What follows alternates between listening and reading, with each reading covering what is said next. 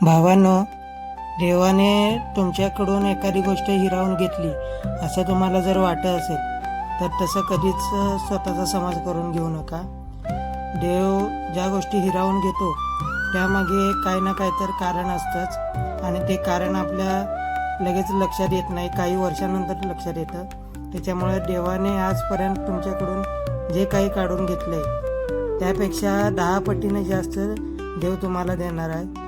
त्याच्यामुळे देवावर विश्वास ठेवा, स्वतःवर विश्वास ठेवा आणि आयुष्यात पुढं व्हा. धन्यवाद. आयुष्यात काही गोष्टी आपल्याला भेटणार असतात, पण आपण हट्ट धरून बसतो की ते गोष्ट मला आत्ताच पाहिजे किंवा ह्या क्षणी पाहिजे, आणि तसं होत नाही. मग त्या गोष्ट पाहिजे म्हणून आपण काही वेळेला टोकाचं पाऊल उचलतो आणि आयुष्यभरासाठी फसतो.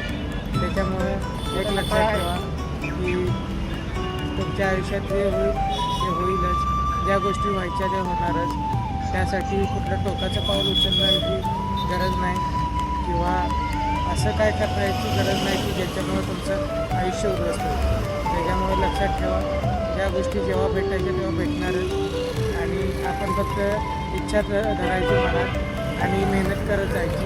ही गोष्ट आपल्याला भेटणारच असते, एवढं लक्षात ठेवा. धन्यवाद.